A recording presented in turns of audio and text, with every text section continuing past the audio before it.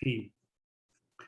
Voice of Jammu Kashmir. मैं हूं मिर्जा शफीक, सच के साथ आपके साथ। मेरे साथ है मेरे मेहमान सरदार Shaukat Ali Kashmiri, chairman मुत्तहिदा Kashmir peoples national party. नाज़रीन और सामीन, आज का हमारा प्रोग्राम हस्बे मामूल हस्बे रवायत पाकिस्तान के सियासी तनाज़ुर में आज़ाद कश्मीर के इलेक्शन के बाद बनने वाली हुकूमत और फिर कुछ ऐसे मामलात जो आज के दिन की मुनासबत से रखते हैं उनके बारे में भी बात होगी। मैं एक छोटी सी बात पहले वो है तो एक दूसरे लफ्जों में एक लतीफ़े की शक्ल में, लेकिन वो बात ऐसी है मैं उसके साथ आपको थोड़ा सा मज़ा भी दे दूं। वो भिंडी एक सब्जी होती है, भिंडी, जिसको इंग्लिश में मेरा ख्याल है लेडी फिंगर कहते हैं, और एक होता है वो टिंडा। उसकी इंग्लिश मुझे नहीं मिली क्योंकि मैंने बहुत कुछ इतना पढ़ा लिखा इंग्लिश पर नहीं हूं, लेकिन टिंडे की इंग्लिश मुझे नहीं नजर आ रही, मिली नहीं है। तो भिंडी बोली टिंडे से, अकड़ रहे हो ठंड से, आए हो कहां से बाबू। अब टिंडा बोलता है आपा जी बठिंडे से। भिंडी फिर पूछती है कब से हो इस मंडी में। तो वो टिंडा बोलता है पिछले संडे से। उन्होंने पूछा दोस्ती भी है की किसी से, बस मुर्गी के अंडे से। तो फिर उन्होंने पूछा भिंडी ने डरते हो किसी से तुम। लगा बाजी बाजी बस बूट और डंडे वाले से, बूट और डंडे वाले से, यानी बूट ऊपर पड़ा तो टिंडा फिस जाएगा, तो डंडे से मारा तो वो ऐसे आगे गिरता वो घूमता जाएगा। खैर चले, आज है 5 अगस्त 2019 को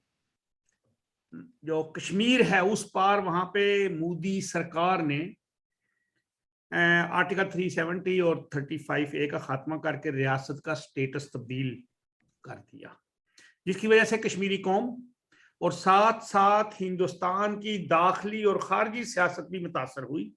और अभी तक हालात मामूल पर नहीं। हम शौकत साहब से इस पर भी बात करेंगे।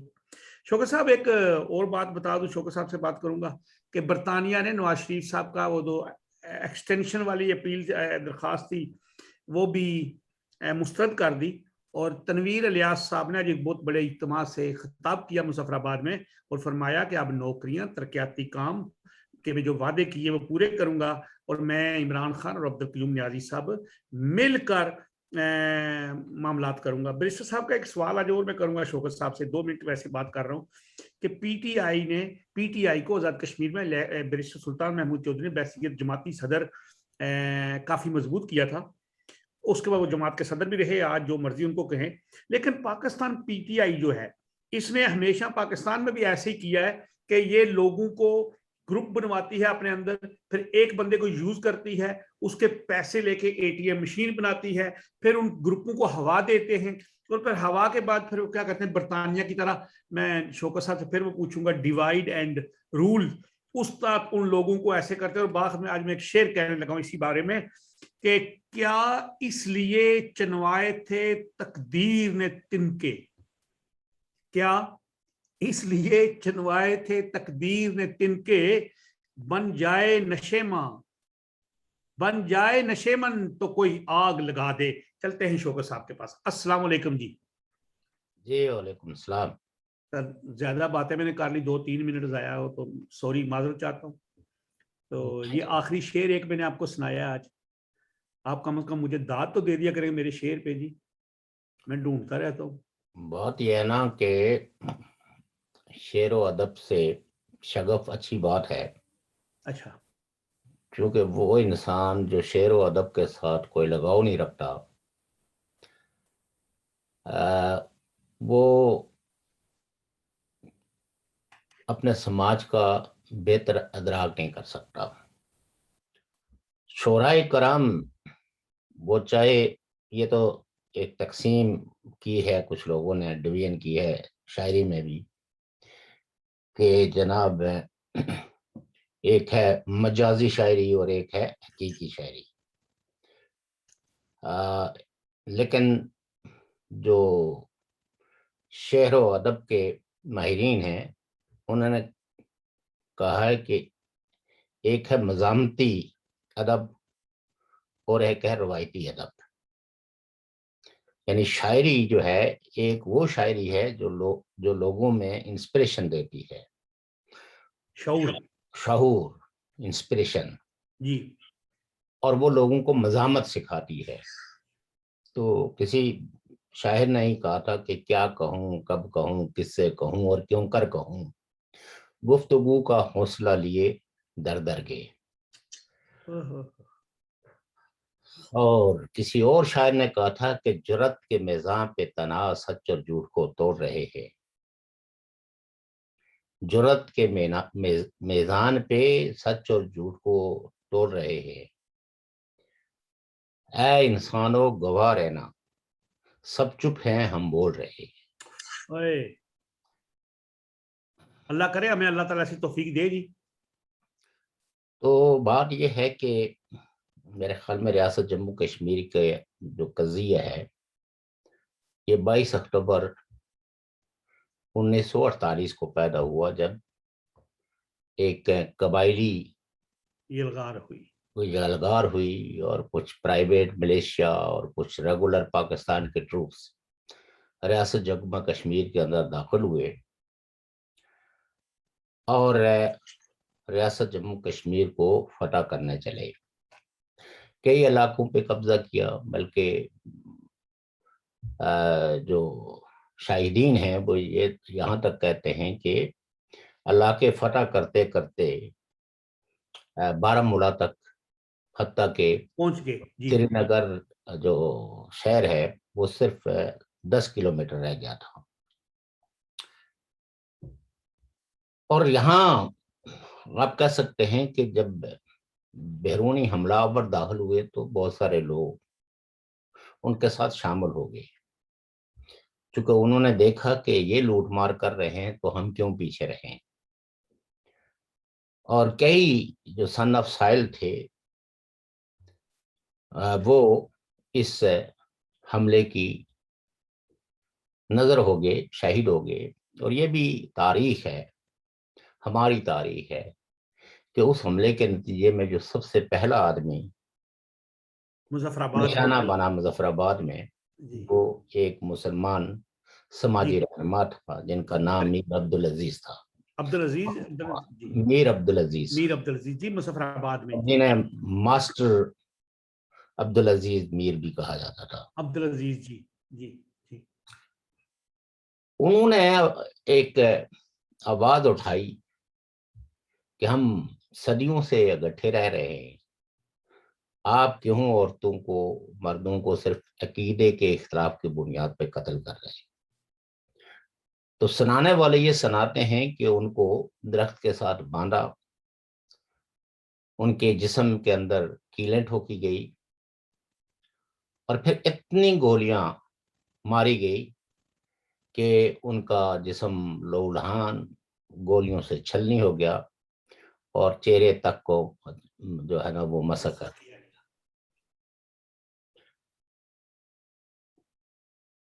اس راہ میں کئی لوگ مقامی جنہوں نے مزاحمت کی وہ مارے گئے. کئی خواتین جو ہے جو اپنی سہیلیوں کو, اپنی دوستیانیوں کو بچانے کے لیے آگے آئی, وہ بھی کچھ زخمی ہوئی, کچھ ماری گئی. اور دکھ دہ پہلو یہ ہے کہ 70 سال گزرنے کے باوجود بھی ہمارے دانشوروں نے, ہمارے مورخین نے ان مزاحمت کاروں کے بارے میں ایک صفحہ بھی وقف نہیں کیا. یوں تو انہوں نے کافی صفحات کالے کیے ہیں اور سیاسی تاریخ آپ کہہ سکتے ہیں کہ سیاسیات کے بارے میں بہت کچھ کہا گیا ہے, ایک دوسرے سے اختلاف بھی کیا ہے, لیکن ان لوگوں کا ان تاریخ کے ان اوراق میں کوئی ذکر آپ کو نہیں ملے گا. بلکہ ماسٹر عبدالعزیز کا ذکر بھی شاید ہی کسی تاریخ میں کیا گیا ہو. جی جی. پھر یہ بھی المیہ رہا کہ جو لوگ پاکستان سے حملہ آوروں کی شکل میں کشمیر میں داخل ہوئے، ان کے ہاتھوں جو لوگ بھی قتل ہوئے یا شہید ہوئے، جو ڈسپلیس ہوئے، ان معرکات میں بھی حقیقی معنوں میں کہ یہ سازش کیا تھی، کچھ نہیں لکھا گیا۔ فردن لوگوں نے، جیسے ہم جیسے لوگوں نے بھی لوگوں سے، اپنے بڑوں سے جو ٹیبل سٹور جو سینہ بہ سینہ کہانیاں سنی 1947 کے اس واقعہ کے بارے میں، تو مجھے کبھی کبھی یاد آتا ہے کہ کربلا میں جب امام حسین کے قافلے کو شہید کیا گیا، خواتین کی بے حرمتی کی گئی، اور حتیٰ کہ انہیں مجبور کیا گیا کہ آپ نے بآواز بلند رونا بھی نہیں ہے، تو انہوں نے ماتم کیا اپنے پیاروں کے قتل پہ، شہید ہونے پہ، دروازے بند کر کے، کنڈیاں لگا کے، چراغ بجھا کے، اور شاید اس لمحے کی یاد میں آج بھی جب شام غریباں کا اختتام ہوتا ہے، یعنی جس دن امام حسین کے سارے قافلے کو ہی آپ کہہ سکتے ہیں کہ شہید کر دیا گیا، مردوں کو شہید کر دیا گیا جی، تو اس ایک لمحے کے لیے شام غریباں چراغاں منائی جاتی ہے جی۔ بجھا دیا جاتا ہے۔ اور لیکن اگر آپ کے دیکھیں تو واقعی کربلا جو ہے یہ بہت بہت کے مورخین نے اس واقعے کو صفحہ کرتاس میں لایا، تاریخ کا حصہ بنایا۔ اس سے پہلے یہ عہد بہ عہد، سینہ بہ سینہ یہ واقعہ چلتا رہا، اور ان لوگوں نے اس واقعے کو مرنے نہیں دیا، اور بالآخر آج شاید ہی دنیا کا کوئی ایسا کونا ہو جہاں مسلمان بستے ہوں اور اس دن کی یاد نہ بناتے ہو، افسوس کے ساتھ، عزم کے ساتھ، اور امام حسین کی اس قربانی کو یاد نہ کرتے ہو۔ لیکن ہماری تاریخ کا جبر دیکھیں، یعنی جس کو جبر مسلسل کہتے ہیں، اس میں تاریخ ہے نہ اس حصے کے اندر نہ اس حصے کے اندر۔ آج بھی لوگوں نے وہاں بھی بڑی بڑی کتابیں لکھی ہیں، کلچر پہ لکھی ہیں، زبان پہ لکھی ہیں، سیاسیات پہ لکھی ہیں، حتیٰ کہ جن کے بڑے شہید ہوئے انہوں نے بھی اجتناب برتا ان کو اچھے الفاظ سے یاد کرنے میں۔ جیسے بارہمولہ کا بڑا مشہور واقعہ ہے کہ مقبول شیروانی اپنے کچھ ساتھیوں کے ساتھ ان حملہ آوروں کے خلاف انہوں نے مزاحمت کی، اور بالآخر ظاہر ہے کہ یہ زیادہ مسلح لوگ تھے، ان کو تو اس آفت کا پتہ ہی نہیں تھا، یہ تو سیاسی تحریک چلا رہے تھے مہاراجا کے خلاف کہ ہمیں ذمہ دارانہ نظام حکومت دیا جائے، تو بالآخر وہ لوگ مارے گئے۔ اور جس طرح میر عبدالعزیز کو صرف یہ کہنے کے جرم میں، ظاہر ہے مقبول شیروانی کا جرم تو اس سے بڑا تھا کہ اس نے مزاحمت کی، اس نے کوئی احتجاج نہیں کیا یا کوئی منع نہیں کیا، بلکہ اس نے باقاعدہ اپنے ساتھیوں سمیت زحمت کی، اور کہتے ہیں کہ بارہمولہ یہ دو طرح کی ہسٹریز ہیں۔ ایک تو لوگ جو کہتے ہیں کہ یہ مجاہدین لوٹ مار میں زیادہ مشغول ہو گئے، جی، لوٹ مار کا سامان اتنا زیادہ ہو گیا کہ وہ ٹرکوں میں بھر کے واپس لا کے چونکہ آباد آباد تک پہنچاتے تھے، پھر آگے وہ اپنے ورثاء میں چلا جاتا تھا، تو اس میں انہوں نے بہت سارا وقت ضائع کیا اور سری نگر پہ قبضہ نہیں کر سکے۔ لیکن کچھ لوگ جن کی تاریخ پہ گہری نظر ہے اور جو تعصبات سے بالا تر ہو کے کچھ مزاحمت کاروں کو ڈگ آؤٹ کر پائے، انہوں نے ضرور مقبول شیروانی کا نام ان بہادر اور جہری لوگوں میں شمار کیا ہے جنہوں نے اپنے وطن کی حفاظت کے لیے اپنی جان قربان کر دی حملہ آوروں کے خلاف۔ اب یقیناً یہاں تقسیم کے بعد ادھر والا مزاحمت کار جو ہے وہ غدار ٹھہرایا گیا یہاں کی تاریخ کے اوراق میں، اور ادھر والوں نے یہاں والوں کو کہہ دیا کہ یہ سارے قتل و غارت گری کے سہولت کار تھے اور انہوں نے کوئی مزاحمت نہیں کی. چونکہ ہمارے قلم کار جو ہے انہوں نے بھی اپنے قلم کی حرمت کو برقرار رکھنے کے بجائے انہوں نے کوشش کی کہ وقت کے بیانیے کو کاغذات میں تحریر کر دیا جائے تاکہ وقت کے حکمران مجاہد کہلائیں، جری اور بہادر سمجھے جائیں اور فتوحات کے ہیرو مانے جائیں. اور وہاں چونکہ اس کے بعد ایک دوسرا فیس داخل ہو گیا، لیکن جو تاریخ ہمیں دائیں بائیں سے ملی، جیسے وائٹ ول ایک برٹش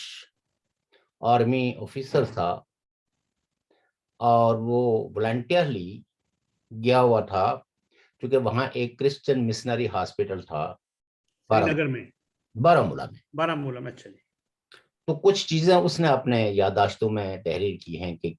کس طرح بروٹلی لوگوں کو قتل، جی وہ نرسوں کے بارے میں اور وہ نرسوں کے بارے میں. یہ ہے کہ مریض جو ہسپتال میں تھے ان کو کس طرح بے دردی سے قتل کر کے ان کے نیچے سے میٹرس اٹھائے گئے، قلم کانوں سے نگہداشت پہ وہ ننیں ہوتی ہیں چرچ کی، ان کے ساتھ جو کے ساتھ. جی اور البتہ وہاں اور اسی کتاب میں یہ لکھا گیا ہے کہ it was the National Conference گارڈ ہو کال، اور شیخ عبداللہ نے کال دی کہ جس کے پاس جو کچھ بھی ہے رضاکاروں کو، کوئی ہتھیار بھی ہے، کلاڑی ہے، کدال ہے، چاقو ہے، چھری ہے، ڈنڈا ہے، جو کچھ بھی ہے وہ لے کے آئیں. اور انہوں نے کہا کہ وی مسٹ ڈیفینڈ دا سری نگر، ہم نے سری نگر کی حفاظت کرنی ہے. عورتیں بھی اس میں آ گئی نا، اور اس میں بے شمار عورتیں، بچے، آپ کہہ سکتے ہیں کہ سری نگر کا چرند پرند جو ہے وہ جمع ہو گیا اس تحریک. آپ نے ایک مجھے تصویر دی ہوئی ہے میرے اسٹوڈیو کے لیے، جی اس میں جو لڑکیاں جوان ہیں، وہ بچیاں ہماری، انہوں نے وہ جو اپنے ایسے خودکار جو ایسے چھوٹے موٹے ہتھیار ہیں اٹھا کے وہ سڑک پہ آئی ہیں ان کے ڈیفینڈ کرنے کے لیے. اور وہی لوگ تھے جنہوں نے مزاحمت کی اور یہ کوشش کی کہ کیونکہ جو پرانے وقتوں کی جو جنگوں کا جو عمومی طور پر فتوحات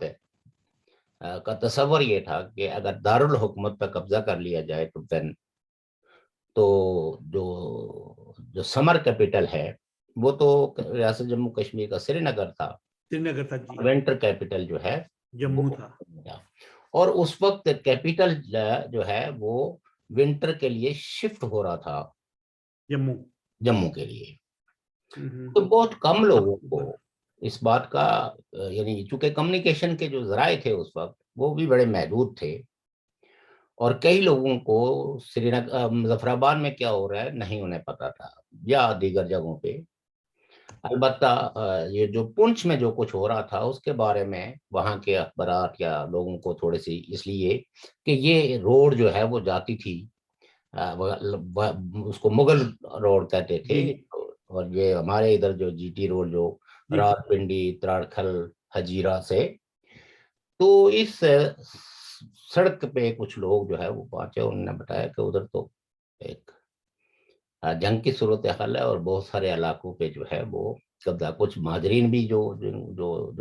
ہندو تھے، سکھ تھے، دوسرے مذاہب سے تعلق رکھتے تھے، کچھ نے تو ہارڈشپ دیکھی، ان کے سامنے ان کے پیاروں کو قتل کر دیا گیا. لیکن کچھ لوگ جو ہے وہ بہرحال جو تھوڑے سے اس خطرے کو جنہوں نے بھانپ لیا، رات کی تحریکی میں نکل گئے. تو یہ تمہید میں اس لیے کہہ رہا ہوں کہ اس تمہید اس چیز کو سمجھے بغیر آپ قضیہ کشمیر کو سمجھ نہیں پائیں گے. حالانکہ اس وقت جو برٹش راج تھا، تو برٹش کا جو ہے وہ 3 جون جو پارٹیشن پلان تھا اس میں طے ہو گیا کہ ریاستوں کا مستقبل کیا ہوگا. اور ریاستوں کے جو حکمران تھے حالانکہ وہ کوئی عوام کے کوئی منتخب نمائندے نہیں تھے، کوئی وہ پبلک لیڈر نہیں تھے، یہ سارے لوگ کسی نہ کسی مائلوں کے نتیجے میں حکمران بنے. اور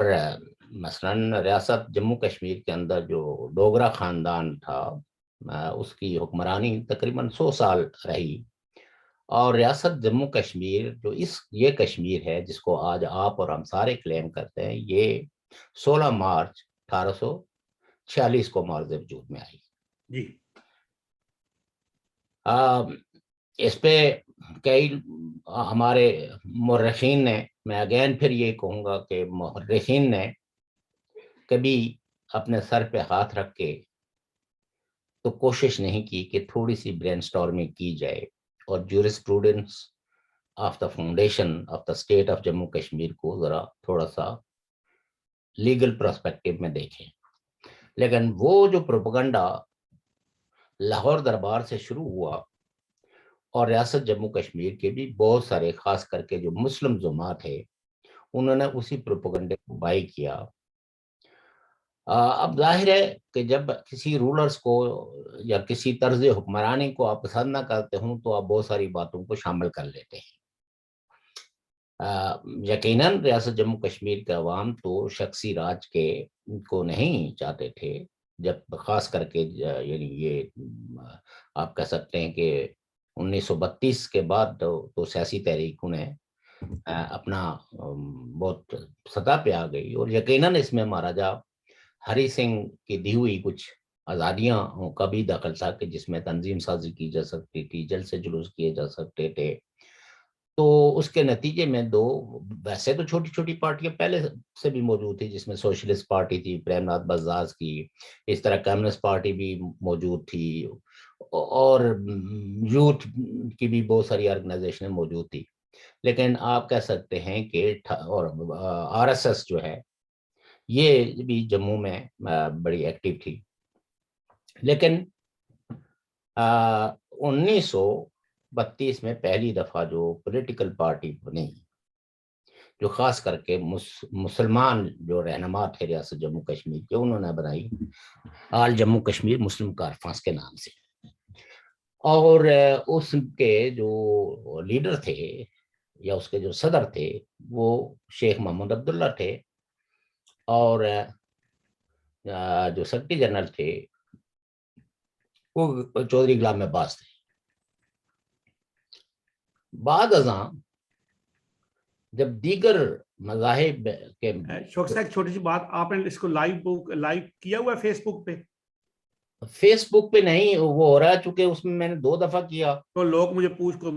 بندہ پوچھ رہا تھا، میں آگے دیکھتا تھا، آج نہیں ہے. وہ چلو ٹھیک ہے، میں اس کو کہتا ہوں کہ بعد میں.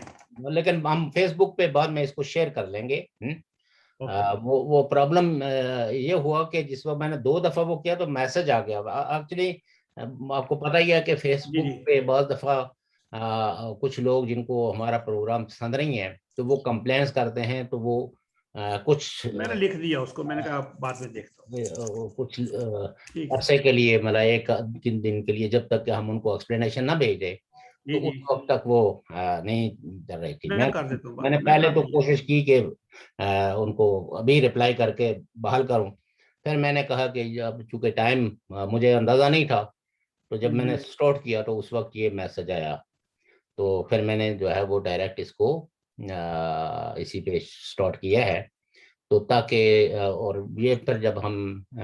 چونکہ یہ ریکارڈنگ ہو رہا ہے، ریکارڈنگ میسج ہے،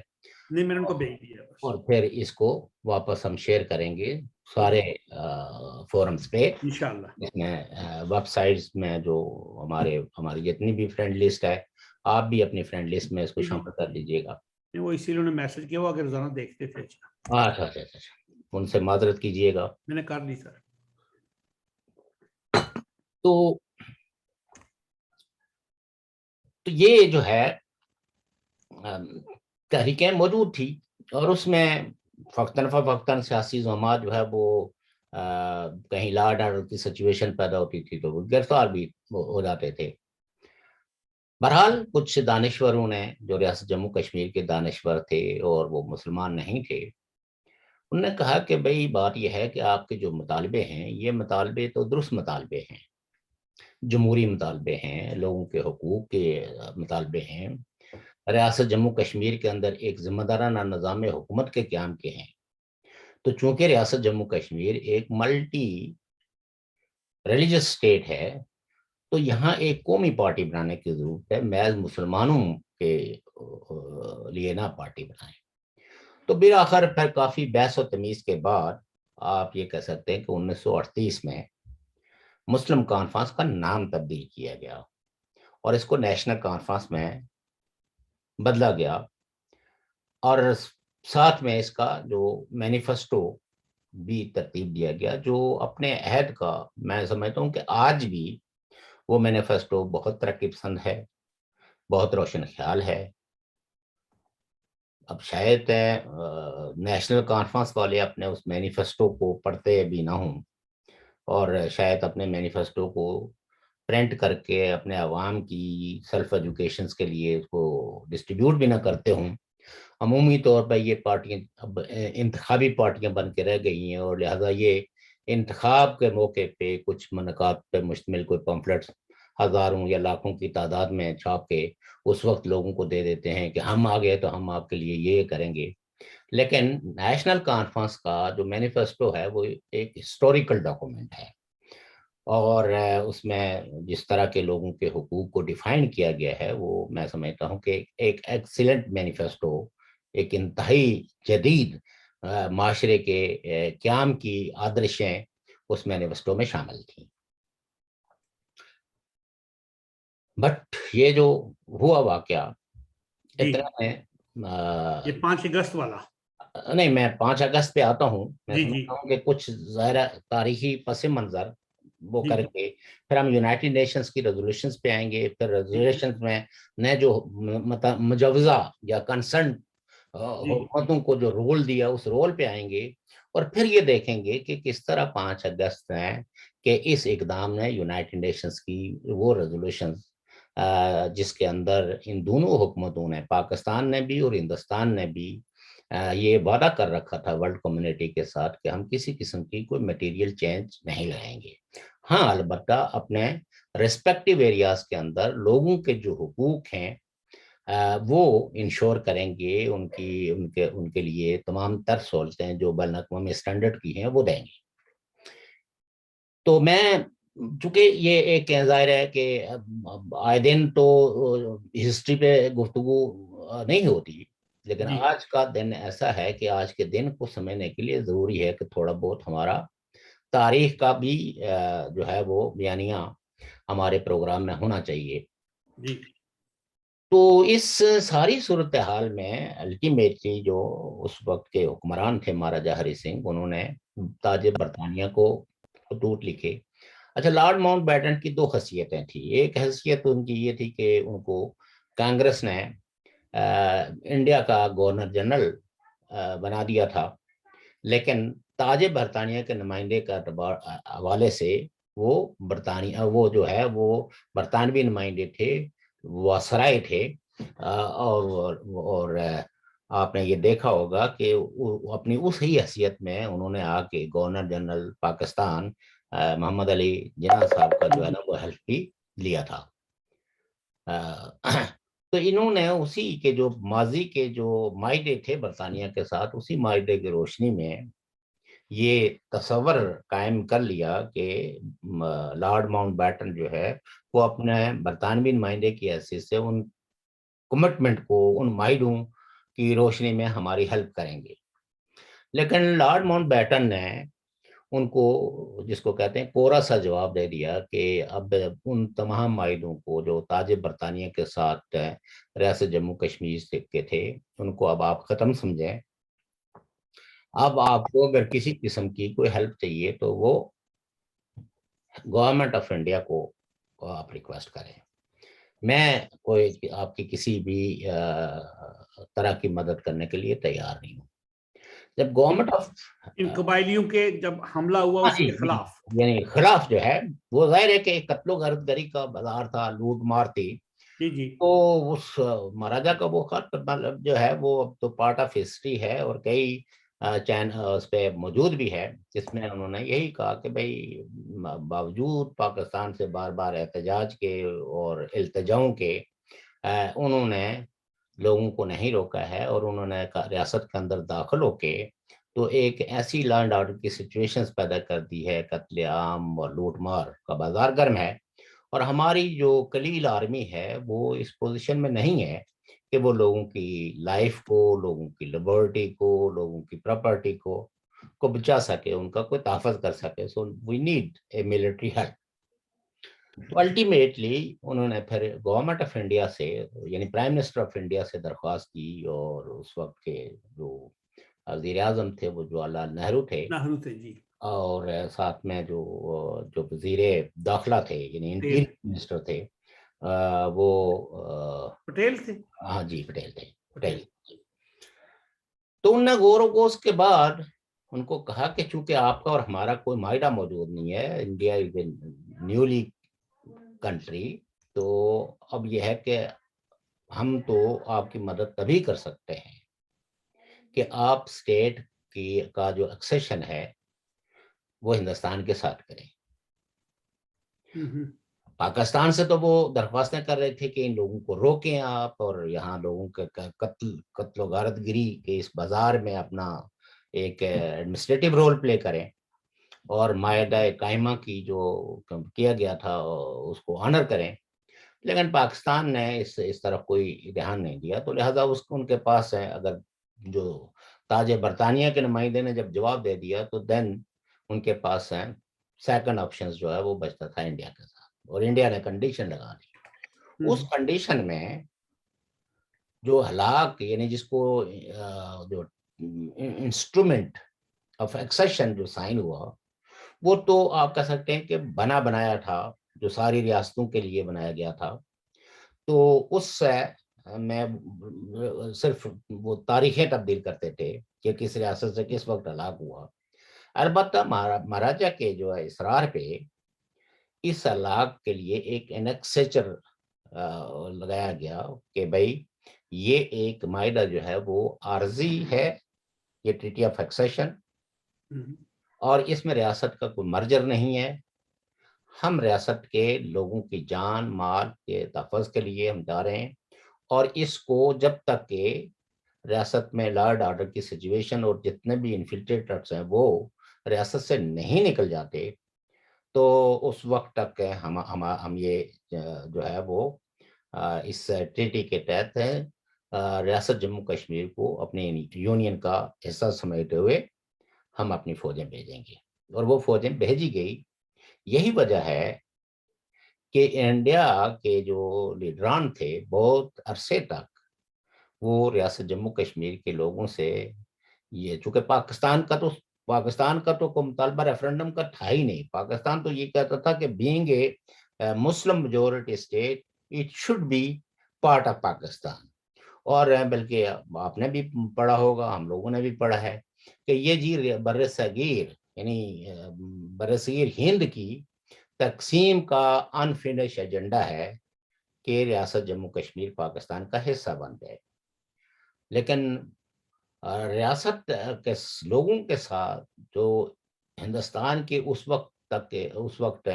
جو مقتدر رہنما تھے، اور خاص کر کے وزیر اعظم، اور ظاہر ہے کہ آفیشیل کیپیسٹی کے اندر بھی ریاست جموں کشمیر کے لوگوں کو یہ یقین دلایا گیا کہ جب بھی لا اینڈ آرڈر کی سچویشن مینٹین ہو جائے گی، امن ہو جائے گا، تو ہم اس ٹریٹی کے حوالے سے لوگوں سے ان کی آراء کے مطابق فیصلہ کریں گے، اور وہی فیصلہ جو ہے وہ جو ڈیموکریٹک انڈیا کو قبول ہوگا. لیکن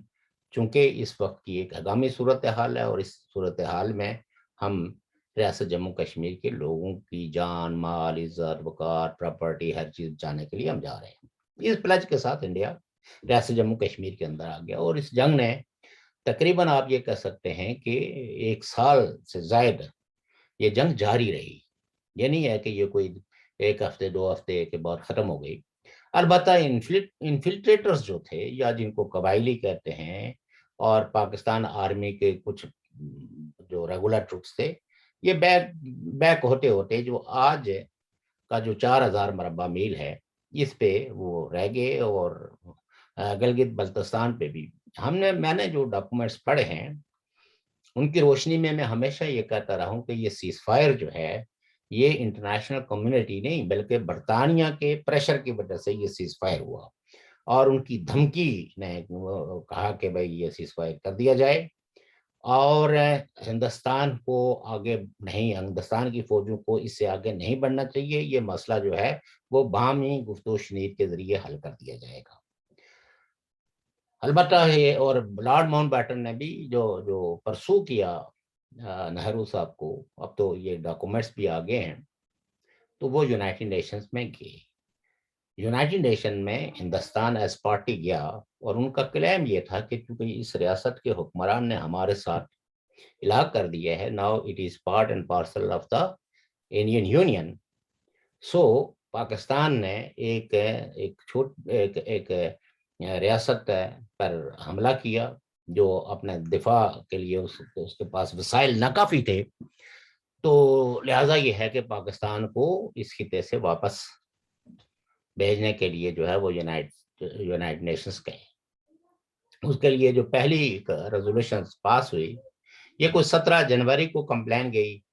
اور 21 جنوری 1948 کو ایک ریزولوشن پاس ہوئی، اور اس ریزولوشن میں پاکستان سے کہا گیا ہے کہ جی آپ ان علاقوں سے واپس آ جائیں اور لڑائی کو بند کر دیں۔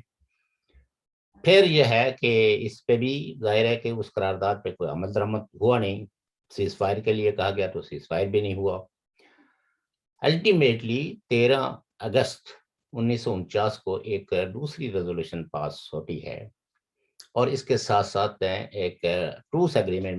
میں بہت سارے واقعات کو اس لیے جان بوجھ کے شارٹ کر رہے جی سوالات کی وجہ سے اور وقت کی قلت کے باعث وہ کر رہا ہوں کہ اس ریزولوشن میں پھر ساتھ میں ایک ٹروس ایگریمنٹ بھی دیا۔ یہ وہ ریزولوشن ہے جو ہندوستان اور پاکستان دونوں نے تسلیم کی ہے، اور ٹروس ایگریمنٹ کو بھی دونوں حکومتوں نے مانا ہے، اسی کے نتیجے میں جو ہے وہ سیز فائر ہوئی،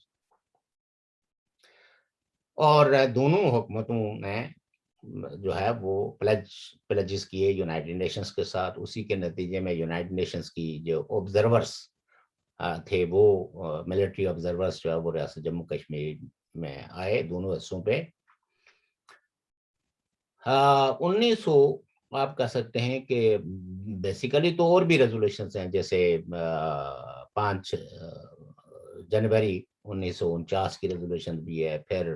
1953 میں بھی ایک ریزولوشن ہوئی، ایک 1957 میں بھی ریزولوشن، لیکن میجر ریزولوشنز جو ہے وہ 13 اگست 1948 کی ہے، چونکہ اس کے ساتھ سارا میکنزم بھی ڈیفائن کیا گیا، جس کو یعنی باقاعدہ ہیڈ لائن دی گئی ٹروس ایگریمنٹ، کہ یہ مسئلہ کشمیر کے حل کے لیے یہ ایگریمنٹ جو ہے کیا گیا ہے، اور ان دونوں حکومتوں نے یونائٹڈ نیشنز کے ساتھ یہ باتیں کی ہیں۔ لیکن آپ کہہ سکتے ہیں وہ ایک تو سرد جنگ کا عہد تھا، سرد جنگ کی پالیٹکس کے اپنے تقاضے تھے، تو نتیجہ یہ ہے کہ وقت گزرتا گیا اور بالآخر 1960 کی دہائی میں یونیلیٹرلی انڈیا نے ان ریزولوشن سے اپنے آپ کو آئسولیٹ کر دیا، الگ کر دیا، اور یہ کہنا شروع کر دیا کہ اب یہ ریاست جموں کشمیر ہمارا ہے، اور وہ بھی جو پاکستان کے زیر قبضہ ہے یا زیر انتظام ہے وہ بھی ہمارا ہے، بشمول گلگت بلتستان۔ 1960 تک انڈیا واز کمیٹڈ، اور آلویز وہ یونائٹڈ نیشنز کو کہتا رہا کہ جی آپ جو ریزولوشنز کی انگریڈینٹس ہیں ان کے مطابق آپ عمل کرائیں تاکہ پلیبسٹ کیا جائے، لیکن یہ نہیں ہوا، اور ہماری جو سیارات ہے ایک طرح کی وہ طویل ہوتی گئی، چونکہ فیملیاں تقسیم ہیں، اور وطن کی تقسیم کی خواہش تو کسی بدبخت کے دل و دماغ میں ہو سکتی ہے، جو بھی پیٹریٹک لوگ ہیں، حب الوطن لوگ ہیں، جن میں اشتراک ارض کا، اشتراک تاریخ کا ایک احساس ہے یا سینس ہے، تو وہ تو نہیں چاہیں گے کہ ہمارے وطن کو کسی نسلی بنیادوں پہ یا کسی مذہبی بنیادوں پہ یا علاقوں کی بنیاد پہ یا زبانوں کی بنیاد پہ اس کو تقسیم کر دیا جائے۔ بہرحال یہ تو ہوا، اور یہ قضیہ، بلکہ بیچ میں جو بات اصل میں یہ سارا ذکر میں نے اس لیے چھیڑا کہ ایک وقت میں جب 1953 کو ریاست جموں کشمیر کے اس حصے میں جو بھارت کے زیر انتظام تھا، وہاں کانسٹیٹیوٹ اسمبلی کا الیکشن ہوا، جس پہ پاکستان نے اعتراض کیا کہ یہ کانسٹیٹیوئنٹ اسمبلی کا جو الٹیمیٹ رول بنے گا، وہ جو بھی فیصلہ کر لے گی وہ حتمی ہوگا، تو اس لیے یہ ہے کہ ہندوستان یہ یونیلیٹرلی یہ الیکشن ہلڈ نہیں کر سکتا۔ تو وہاں ہندوستان نے جو موقف اختیار کیا وہ یہ کہا کہ یہ ہمارے انتظام ایریا ہے جو دو طرح کے ساتھ، ایک تو ٹریٹی آف ایکسیشن کے تحت ہے اور دوسرا یونائٹڈ نیشنز نے ہماری لیگل حیثیت کو کسی نہ کسی شکل میں تسلیم کیا ہوا ہے۔ یہی وجہ ہے کہ ہمارے جو ٹروپس ہیں بلو دا بیلٹ، ان کو یہاں رہنے کا حق دیا گیا ہے۔ تو لہٰذا ہم یہ جو کچھ کر رہے ہیں یہ یہاں لوکل لوگوں کے فائدے کے اندر ہے، یہ اس لیے کہ اگر پورا ہندوستان جو ہے وہ جمہوریت کے پھل سے فیضیاب ہوتا رہے اور اس کے اپنے زیر انتظام ایک علاقے کے اندر جمہوریت نہ ہو، بڑا اس طرح کی وضاحتیں تھیں، اور الٹیمیٹلی انڈیا کے اس دعوے، اور انہوں نے کہا کہ ہم کوئی مٹیریل چینج نہیں کریں گے، یہ بھی یونائٹڈ نیشنز کی پروسیڈنگز کا ایک حصہ ہے۔ اب یہ ہے کہ اس کے بعد آپ یہ کہہ سکتے ہیں کہ یہاں بہت ساری جو پاکستان کے اندر یونیلیٹرلی بہت ساری تبدیلیاں ہوں، چونکہ ان تبدیلیوں کو سمجھے بغیر اگر ہم فوری طور پر جمپ کر کے تو 2019 میں 5 اگست آج کے دن پہ آئیں گے تو شاید بہت سارے دوست احباب جو ہے وہ اس چیز کو نہ سمجھ سکیں۔ یہاں سے ہم نے دیکھنا ہے کہ ہندوستان اور پاکستان کی حکومتوں نے یہ جو معاہدے کر رکھے تھے، جس کو معاہدہ تاشکند، اور اس کے بعد پھر شملہ ایگریمنٹ، اس کے بعد ایک پروکسی وار اور پھر پروکسی پالیٹکس، یہ ساری چیزیں جو ہے وہ ریاست جموں کشمیر میں ہوئی۔ پروکسی وار بھی ہوئی، پروکسی پالیٹکس بھی ہوئی، اور اس پروکسی وار اور پروکسی پالیٹکس نے آپ یہ کہہ سکتے ہیں کہ کشمیر کے دونوں حصوں کے اندر سول سوسائٹی کو بہت کمزور کر دیا۔ اس حصے کے اندر تو بے فس سے ہی اس کو قرار دے دیا گیا کہ یہ جی سیکورٹی زون ہے،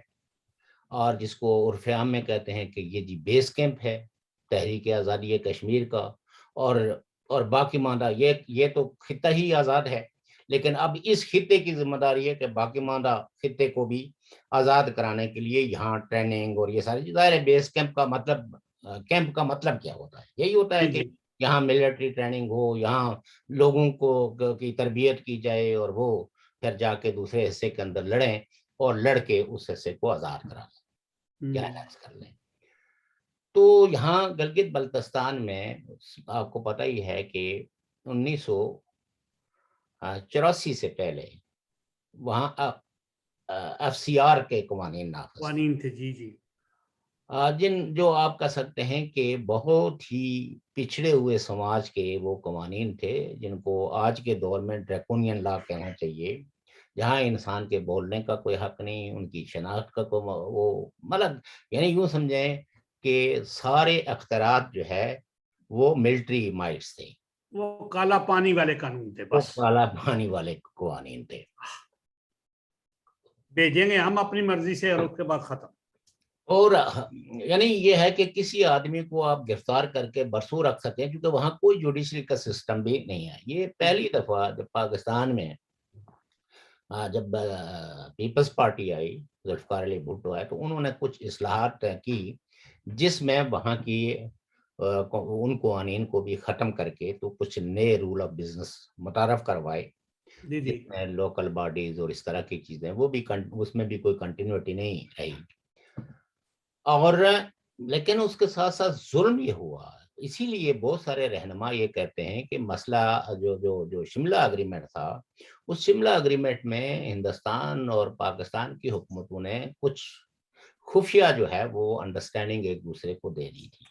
اور خفیہ انڈرسٹینڈنگ یہ تھی کہ جو علاقے پاکستان کے پاس ہیں وہ پاکستان کے پاس رہیں گے، جو انڈیا کے پاس ہیں وہ انڈیا کے پاس رہیں گے، اور لہذا ان وہاں کے جو جتنے بھی مسائل ہیں ان کو ایڈریس کرنا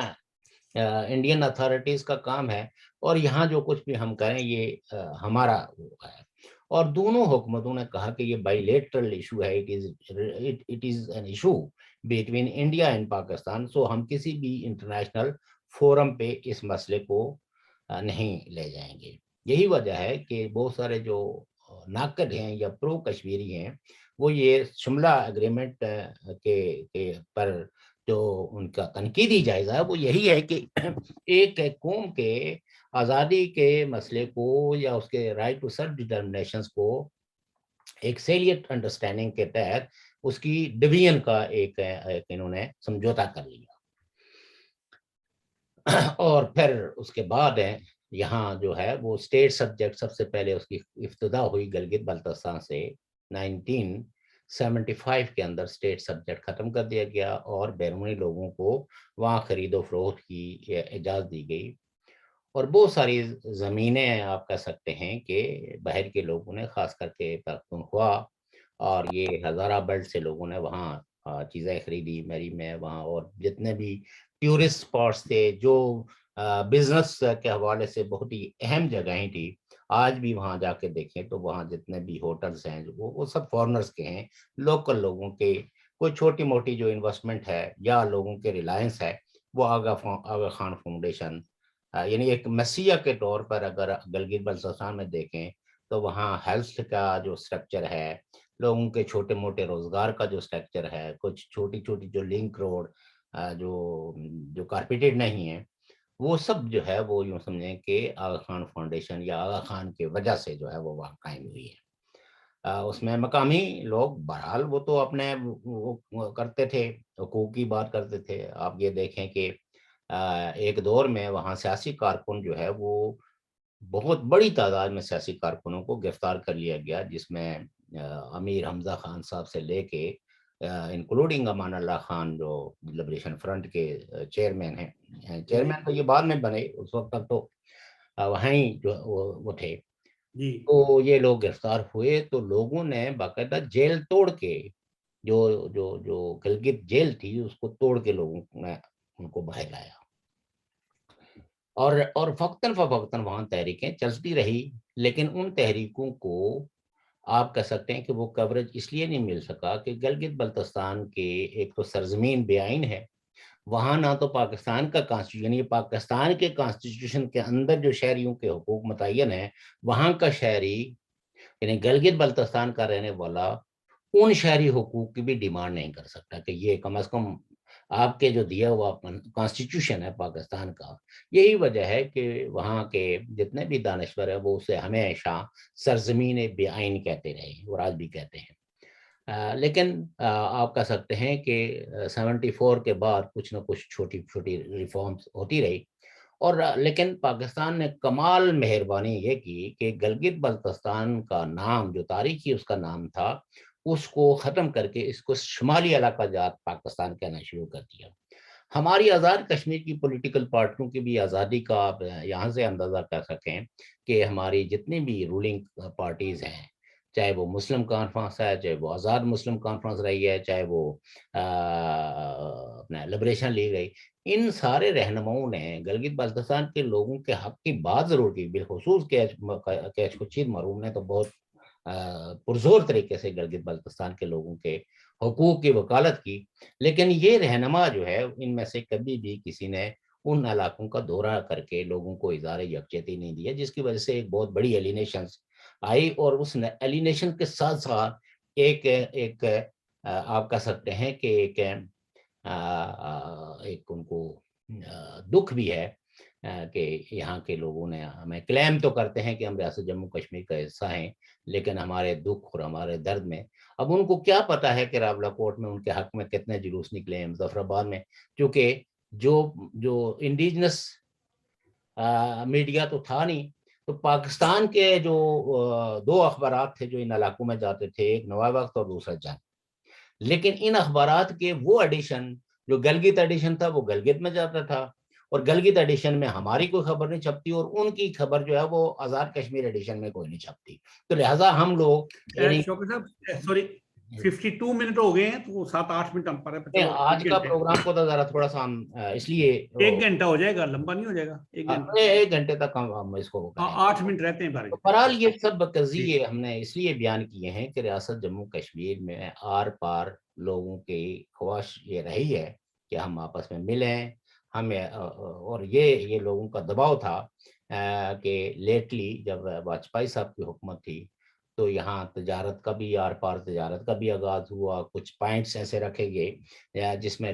فیملیز وداؤٹ ویزا بھی ایک دوسرے کے ساتھ، پھر بس سروس ہے کے ذریعے لوگ جو ہے نا، تو بڑی تعداد میں لوگ سری نگر بھی گئے، وہاں سے لوگ مظفر آباد آئے، یہاں دیکھا بنا. لیکن وہ سب سلسلہ جو ہے وہ کٹ آف ہو گیا. اور یہ اس وقت کٹ آف ہوا یا یہ سارے جو ہے وہ آمدرفت کے یہ سارے ذرائع بند کر دیے گئے، تجارت بھی بند ہو گئی، جب جو مودی صاحب جو ہے جو بی جے پی کی حکومت قائم ہوئی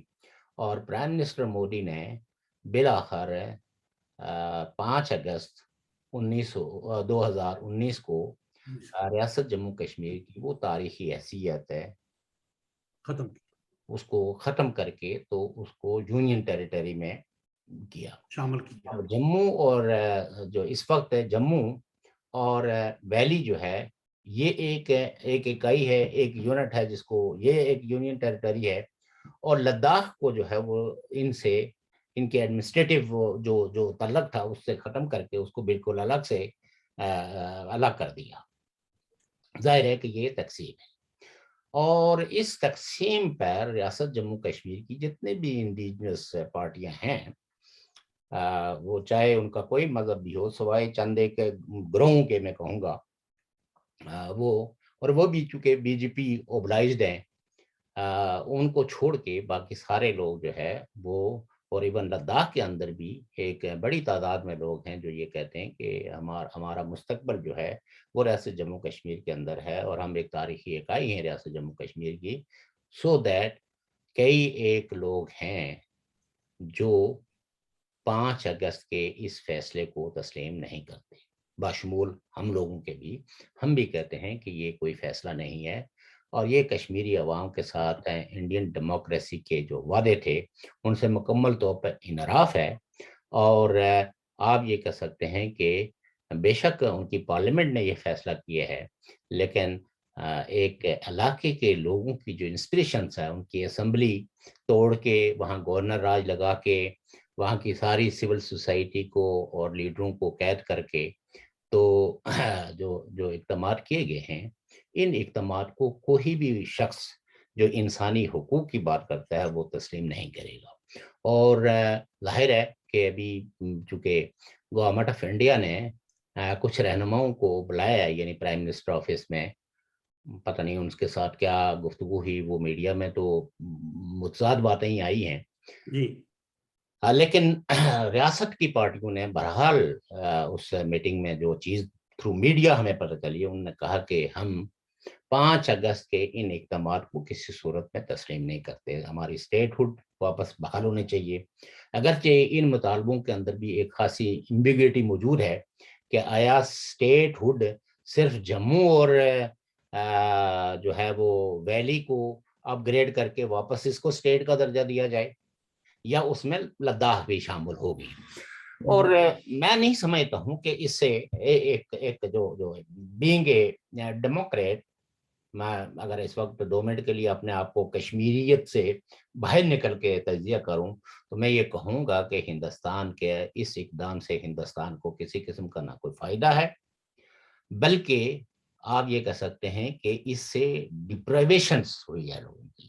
اور ڈپرائیوڈ لوگ جو ہے وہ کبھی بھی مین سٹریم میں داخل نہیں ہو سکتے جب تک کہ ان کی ڈپرائیویشن ختم نہ کی جائے. اگر وہاں لوگ یہ سمجھتے ہیں کہ ہماری شناخت چھینی جا رہی ہے، ہم سے ہمارا وہ تاریخی ورثہ جو ریاست جموں کشمیر کی شکل میں ہے وہ اگر چھین لیا گیا یونیلیٹرلی ڈیسیژن سے، یعنی دلی میں بیٹھے ہوئے وہ لوگ جس میں کہ ریاست جموں کشمیر سے منتخب ہونے والا ایک نمائندہ بھی موجود نہ ہو، وہاں سوائے ایک لداخ کا نمائندہ تھا जो बीजेपी का ही इलेक्टेड मेंबर था। जी तो ये तो हम कह सकते हैं कि बीजेपी का ये बरसा बरस का के मैनिफेस्टो में शामिल था, लेकिन हम ये समझते थे कि विजडम प्रिवेल करेगा। और मैनिफेस्टोज में बेशुमार उनके मैनिफेस्टोज में ऐसी चीजें हैं जिनको आज तक उन्होंने पूरा नहीं किया। जैसे वो ये कहते थे हम पता नहीं कितने करोड़ जॉब्स दे देंगे, हम जीडीपी को इतना बढ़ा देंगे, तो वो तो नहीं हो सका। तो रियासत जम्मू कश्मीर पे ये शब खून मारना, मैं नहीं समझता हूँ कि ये कोई अक्लमंदी का कोई फैसला हुआ है, किसी विजडम का इजहार किया गया है, बल्कि ये इंतहाई तंग नजरी और बाइस्ड फैसले हैं। और ऐसे फैसलों की हमेशा मजम्मत होती रहेगी। और ये मैं समझता हूँ कि डेमोक्रेसीज तो हमेशा अपने लोगों को ज्यादा हक देती हैं, उनको ज्यादा एतमाद देती हैं, उनको ज्यादा आज़ादियाँ दे के तो उनके एतमाद को और उनकी इंस्पिरेशंस को जीतती हैं। डेमोक्रेसीज लोगों के हुकूक सलब नहीं कर सकते। और इस इकदाम से हिंदुस्तान ने अपनी जमहूरियत पे भी बहुत बड़े सवालात खड़े कर दिए हैं। ये मेरा नुक्ता नज़र है। और United Kashmir peoples national party भी ये समझती है कि ये कुछ हिंदुस्तान को नहीं करना चाहिए था। उनके उनके जो डेमोक्रेटिक क्रेडेंशियल्स थे और जो कश्मीरी अवाम के साथ उनके जो तारीखी वादे थे, उन वादों को उन्हें पूरा करना चाहिए। हाँ, मैं ये कहता हूं कि वो लोग आज किस मुंह से 35A और 370 की बात करते हैं, जिन्होंने कभी रियासत जम्मू कश्मीर के उस हिस्से के लोगों की किसी शनाख्त, किसी ख्वाहिश का एहतराम नहीं किया और हमेशा उन पे जंग मुसल्लत करते रहे। चाहे वो 65 की जंग हो, चाहे वो छापा बरदार हो, चाहे ये प्रॉक्सी मिलिटेंसी हो। तो ये इन लोगों को तो मैं नहीं समझता हूँ, इनके एहतजाज जो है वो मैं समझता हूँ कि बेमानी है। और इनकी कश्मीरियों के साथ जो दावे हैं वो बहुत ही मशकूक हैं। और ये जस्ट कश्मीरियों को ब्लीड करके तो हिंदुस्तान से कुछ मरहत चाहते हैं, कश्मीरियों को बतौर अपनी जंग का ईंधन बना के उनके उनके खूबसूरत जज्बों को कुचल के, यानी यूँ समझें कि आज़ादी एक अच्छा जज्बा है, उसको एक्सप्लॉइट किया गया है, कश्मीरियत एक अच्छा विजन है, लेकिन अनफॉर्चुनेटली और राइट टू सेल्फ डिटर्मिनेशन को भी एक्सप्लॉइट किया गया। हिडन एजेंडा क्या, बहुत ओपनली एजेंडा है कि रियासत जम्मू कश्मीर को हम बजौर ताकत जो है, बतौर जहाज जो है वो छीन लेंगे कश्मीरियों से और उसको पाकिस्तान में शामिल कर देंगे। इन्होंने तो 370 का एहतराम नहीं किया कि वहाँ लोगों को अपना झंडा है, अपना फ्लैग है, अपने सारे वो राइट्स हैं जो कम से कम एक डेमोक्रेटिक सोसाइटीज के अंदर होने चाहिए। जो आज़ाद कश्मीर को, गिलगित बल्तिस्तान के लोगों को वो हुकूक कभी भी मैसर नहीं आए। हत्ता कि आज़ाद पाकिस्तान के लोगों को भी वो जमहूरी राइट्स नहीं मिले हैं, वो उनको थे।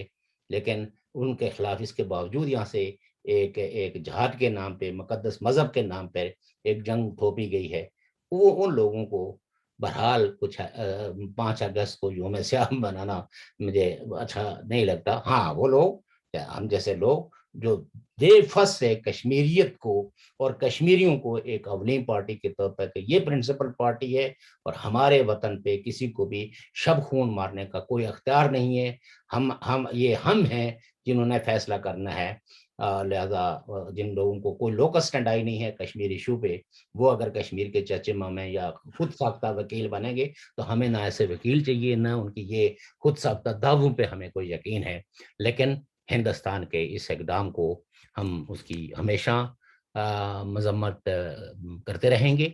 ता वक्त है कि वो इसको रेटिफाई नहीं करते, इसकी तस्दीक नहीं करते और लोगों को दिया हुआ वो हक वापस नहीं लौटाया जाता। Thank you very much Shaukat साहब। मोहतरम नाज़रीन सामीन, आपने शौकत कश्मीरी साहब के ख्यालात सुने। उन्होंने वाजे कहा कि हम 5 अगस्त 2019 के जो इक़दाम किया गया उसकी मजम्मत करते हैं। अब बात आती है कि बात उन्होंने की कि वो जज्बात से खेलना। आप अक्सर सोशल मीडिया पे देखते रहते हैं कि पाकिस्तान के अंदर एक या मुसलमान कुछ लड़के जो हैं वो लड़कियों को निकाह की तरगीब दे के, निकाह का लालच दे के उनको मिसयूज भी करते हैं। निकाह एक बड़ा पाक और फ्री, एक साफ सुथरा सा रिश्ता होता है, तो वो बेचारा फंस जाता है उसमें। इसी तरह कई जिहाद के नाम पे फंस जाते हैं, कई कहीं फंसते हैं कि हम मुसलमान हैं, तुम भी कलमा पढ़ते हो, हम भी कलमा पढ़ते हैं, हम भाई भाई हैं। हमें भी कई दफा लोगों ने कहा, यहाँ पे हमको मुजाहरे करते हैं, पूछे भी आप मुजाहरा ये जो इस तरह के नारे लगाने वाले हैं ना, भाई भाई वाला, आ, उनको बलूचिस्तान की तारीख पढ़नी चाहिए, ان کو خیبر پختونخوا کے لوگوں کی تاریخ پڑھنی چاہیے اور یہ جاننا چاہیے کہ ان کے ساتھ کیا ہو رہا ہے، بلوچوں کے ساتھ کیا ہو رہا ہے، پشتونوں کے ساتھ کیا ہو رہا ہے، اور دیگر جو ڈیموکریٹس، اور ان کو یہ نہیں بھولنا چاہیے کہ اس ملک کا 3 دفعہ پرائم منسٹر رہنے والا ہو اور آج بھی سب سے پاپولر پارٹی کا وہ لیڈر جو ہے وہ جلاوطن ہے اور اس کی پارٹی کے لوگ وہاں وکٹم ہیں اور ڈیموکریسی آن کوسچن ہے سٹل. جناب آپ نے بہت بڑی بات کر لی. ایک شخص ہے جس کو پاکستان کے صدارتی ایوارڈ کے لیے کوئی نامزد کیا گیا تھا، اس کو میں نے ادھر جہاں پہ جنیوا میں پوچھا تو بات ہوئی تو میں کھڑا ہو گیا. میں نے کہا جناب آپ بتائیں کہ جو کشمیر کے بارے میں بات کر رہے ہیں 10 ضلعوں کے نام مجھے بتا دیں یا 5-6 گاؤں کے نام بتا دیں تو میں آپ کو کشمیر کا لیڈر مان لیتا ہوں. تو جی یہ چھاپڑیاں لگی ہوئی ہیں. یہاں تو پیسوں کی بنیاد پہ وزارتیں ملتی ہیں، تعویذوں پہ نام لکھ کے کسی بڑے سے جو ہے وہ وزیر اعظم کا نام نکلتا ہے. یہاں کا تو میں اب کیا کہوں جو ہے. کل وزیر اعظم بنا ہے، ابھی تک کابینہ کا اعلان نہیں ہو رہا. ایک وزیر بنے ہمارے وہ سردار صاحب تنویر صاحب. ہم کسی کے خلاف نہیں ہیں ناظرین، ہمارے لیے سارا ہم کیوں خلاف ہوں گے؟ مطلب یہ ہم تو اس پورے سسٹم کے خلاف ہیں، ہم تو اس سسٹم کے خلاف تو نہیں ہیں، ہم تو اس الیکشن کے خلاف ہیں. اچھا آخری بات تھوڑی سی میں اپنے ناظرین سے بات کرتا ہوں. یہ سب کشمیری قوم کے لیے پیغام ہے، میں کشمیریوں کے لیے، جب میں ہم کہتا ہوں تو میں کشمیری کہتا ہوں. تو ہم کے لیے، ہمارے لیے یہ پیغام ہے کہ آپ لوگوں نے دیکھا غیر ریاستی کمپنیوں نے، یعنی کمپنی ہوتی ہے رجسٹرڈ ہوتی ہیں الیکشن کمیشن میں، کمپنی ہوتی ہیں. تو یہ غیر ریاستی جو پارٹیاں انہوں نے کیا کیا ہے، ریاستی لوگوں کی عزت کو، عزت نفس کو مجروح کیا ہے. اور جب تک ہم ان کے ساتھ رہیں گے یہ کرتے رہیں گے، پیسے بھی لیں گے، ٹکٹوں کے بھی لیں گے، خرچے بھی کریں گے، دعوتیں بھی کرائیں گے، استقبال بھی کرائیں گے، اور آخر میں چنڈی. تو آئیں میں آپ کو دعوت دیتا ہوں، ریاستی جماعت میں شامل ہوں اور وہ اس جماعت میں شامل ہوں جو ریاست کی وحدت کی بات کرتی ہے، ریاست کی وحدت کی تکمیل کی بات کرتی ہے. انشاءاللہ میں نام بھی دوں گا، لیکن آئیں متحد ہو کے میں آپ کو عزت بھی دلواؤں گا، عزت دوں گا بھی، اور آپ کے سر پہ دستار بھی باندھوں گا. آئیں، ویلکم. ناظرین اللہ حافظ. کل پھر ملیں گے سردار شوکت علی کشمیری کے ساتھ.